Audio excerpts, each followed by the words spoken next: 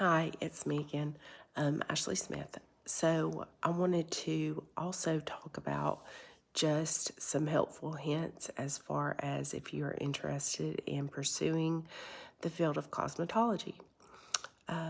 What I will say is that being a cosmetologist is a very competitive field. You have to look the part for people to trust you.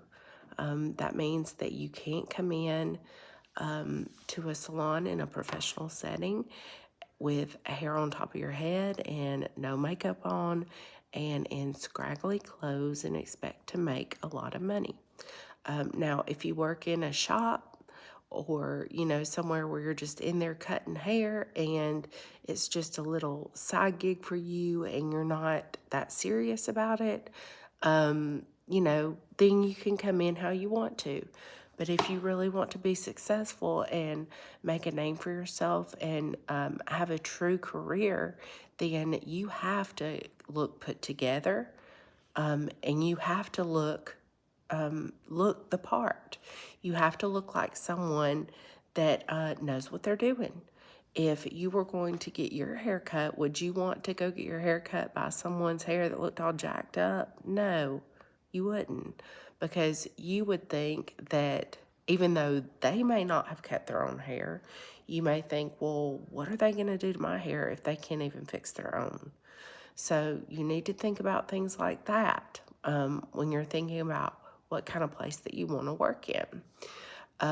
As I said before, if you are a cosmetologist, you can do anything in that field. If you are a manicurist, then you are limited to manicures and pedicures. If you are an esthetician, you are limited to anything on the face, and you can apply makeup, and that's about it. Now, if you went to get a job at Dillard's or Belk or somewhere like that, as a makeup artist, you don't necessarily have to have your cosmetology license to do that, but they may want you to. It's not a requirement. You can have natural talent that you don't need to go to school for, but a lot of times those people will want you to have a background in cosmetology because they have certain restrictions on who can touch people's face and why. It's a liability thing.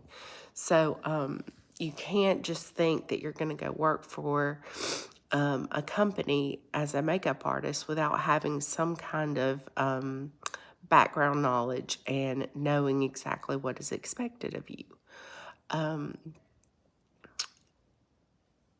If you are wanting to work in a nice salon and make a good living, you have to think about too what people are going to see and what they're going to expect when they walk in the door.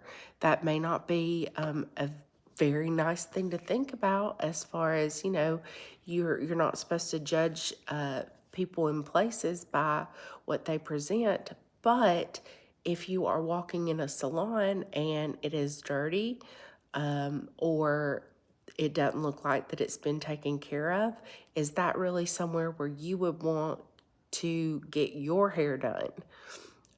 Because you have to think about keeping your clients safe, keeping them from getting infections. Just think about if you were cutting someone's hair and accidentally cut them with your scissors or with your clippers or something like that. You have to make sure that you are in a clean place so that they don't get sick. So there are things like that that go into when you are choosing a place to work that you have to think about. Also, it takes a lot of patience.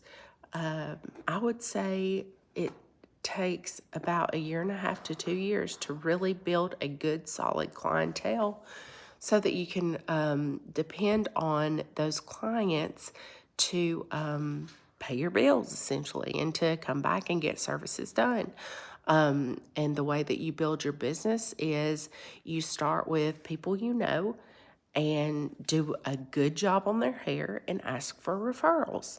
I did referral cards, and I would offer my new clients money off of their first service, and then whoever referred them would get money off as well. So there are things like that that you can do to try and get yourself some business.